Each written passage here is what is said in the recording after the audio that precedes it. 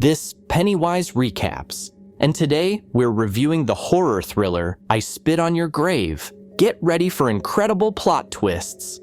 The young writer Jennifer meets the old man Earl. The man hands her a map and the keys to a country house. She was specifically looking for a quiet, secluded place to start working on a new book. After saying goodbye to the old man, the girl sets off on her journey. Having lost her way, she stops at the nearest gas station. There she is met by a young employee named Johnny. Seeing a pretty face, he immediately turns on all his charm. When it doesn't work, he is genuinely upset because his friends Andy and Stanley are watching. When Jennifer asks for directions, he points her in the right direction. When she makes a careless move, she accidentally hits a water tank and douses Johnny. His friends literally can't stop laughing. After apologizing, Jennifer drives away. When she finally arrives, she unpacked her things and immediately started working. On the very first day, she is inspired, and in the evening, talking to a friend on the phone, she admits that the new environment is so pleasant that she should write her first book here. Their conversation is interrupted by a sound from the barn. The girl quickly says goodbye to her friend. The writer checks all her new possessions, making sure that no one is around. She returns to the house to continue her work. Jennifer starts the next morning by jogging through the woods. Her attention is drawn to an abandoned place with a pile of dusty tools. When she returns home, she finds an unpleasant surprise. The sewerage system is out of order, so dirty water flows from the tap, and the toilet stops working altogether. Trying to call a repair crew, she drops her phone into the water, and it stops working. A young man from the neighboring town, Matthew, comes to the writer's aid. He suffers from mental retardation, but he is still able to fix the plumbing. Seeing that everything is working, Jennifer kisses the boy on the cheek with joy, and he runs away in embarrassment without even taking payment or saying goodbye.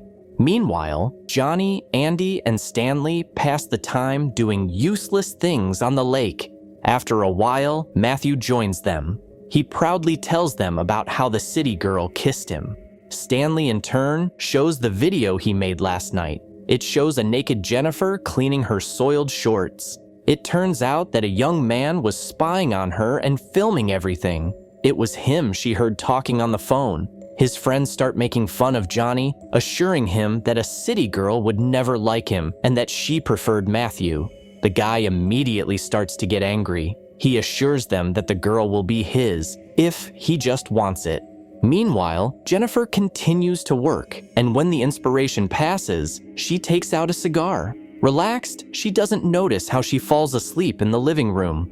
When she wakes up in the middle of the night, she has an uneasy feeling and starts to close all the doors. At that moment, 4 boys appear in the house. While his friends mock the defenseless and frightened writer, Stanley films everything on camera.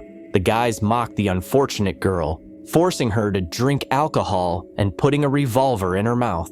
At some point, Jennifer manages to escape, and she quickly runs through the night forest. In the morning, she runs into the sheriff and Earl, who have just gone hunting. The old man recognizes the girl as his client who rents a house from him. The sheriff calms the girl down and assures her that she is safe now. Jennifer herself begins to talk about the bastards who broke into her house in the middle of the night and started abusing her.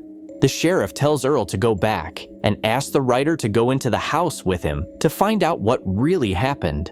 There, he finds evidence in the form of a decent supply of alcohol and several cigarettes in the house. The policeman takes this as a sign that Jennifer was allegedly intoxicated, which is why she imagined all this. He puts the girl against the wall and begins to allegedly search her. At that moment, other guys enter the house. It turned out that the sheriff is the leader of this gang of bad people. Moreover, he behaves much more cruelly than the boys, having struck the unfortunate girl several strong blows. The man forces the frightened Matthew to have fun with the girl. Stanley was filming everything that was happening. Jennifer faints. When she comes to, there is no one in the house. With a shaky gait, she goes outside and sees that they are waiting for her. They continue to abuse the girl and then take turns having fun with her. As the men talk, it becomes clear that they are going to eliminate her. Crushed and devastated, Jennifer slowly gets up from the ground and walks to the river. She silently approaches the bridge and, without making a sound, jumps into the muddy water. Deciding that the girl has drowned, the thieves start looking for the body. After a few hours, they realize that the undercurrent most likely carried the body down the river. The sheriff becomes furious because if this body surfaces somewhere, he may be in big trouble. He pulls the tape out of Stanley's camera and angrily stomps on it, and then tells the boys to go to the writer's house and destroy all the evidence. When all of Jennifer's belongings, including her car, are burned, Johnny asks his friends to keep an eye on Matthew so that he doesn't tell anyone about what happened. The next day, the sheriff visits Earl and gives him back the keys to the house. He assures him that the writer hastily packed all her things and left, leaving behind bottles and cigars. The old man doesn't ask too many questions, because if the client didn't come for the money, then he can keep it. A month later, the group of criminals continues to live a normal life. They have fun and get to know their clients. No one but Matthew even remembers what happened. One night, Earl calls the sheriff and informs him that his friend Jennifer is looking for the girl because she never returned home and hasn't been in touch for more than a month. Promising to look into it, the sheriff continues to go about his business. Meanwhile, Stanley complains to his friends that his video camera has disappeared, but he hardly ever lets go of it.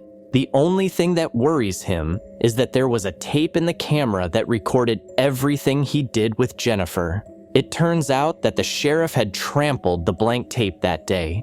Johnny attacks his friend with his fists because his stupidity can ruin them all. In the evening, sitting in front of the TV, the boy hears a strange sound outside. He goes out on the porch and sees a dead bird. Throwing it away, he returns to the house, but the sounds continue.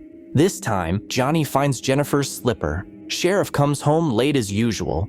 In the evening, his wife reports that they received a package with a cassette inside. She couldn't get it to play through her regular VCR, so she asks her husband to help.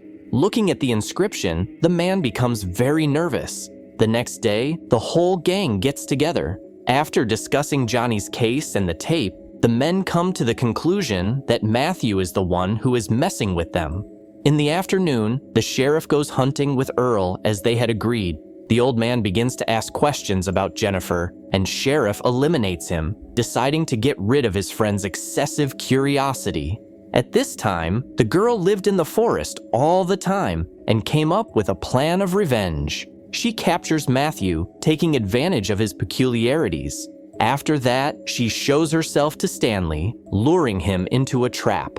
The boy begins to call for Andy's help. Jennifer waits for him and stuns him with a baseball bat. Stanley finds himself tied to a tree. At this time, the girl forces him to eat a dead rat, and then she does very unpleasant things to him with fish hooks. She leaves him in this position, filming everything that happens on a video camera. Birds start pecking at the boy's open eyes, causing him wild pain. At this moment, Andy is lying over an old filled bathtub with some kind of solution. The girl dips his head into the liquid, repeating the same words he said when he was hurting her. Eventually, the boy falls into the water and stops moving forever in terrible agony. Having dealt with the two offenders, Jennifer takes on Johnny. She knocks him out near the house and drags him to the barn she found in the woods in the first days after moving in. He will undergo a very painful procedure of pulling out his teeth. After that, the ruthless girl makes sure that he will never be able to reproduce.